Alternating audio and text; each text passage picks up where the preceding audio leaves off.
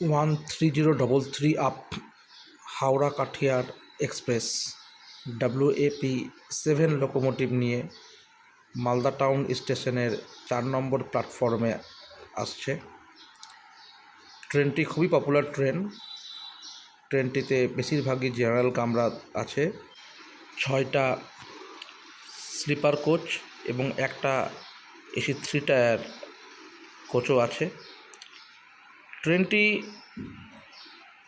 প্রায় লোকাল ট্রেনের মতোই চলে, কারণ প্রচুর স্টপেজ এর, কয়েকটা স্টেশন বাদে প্রায় সব স্টেশনেই দাঁড়ায়, কিন্তু টাইম দুর্দান্ত মেনটেন করে।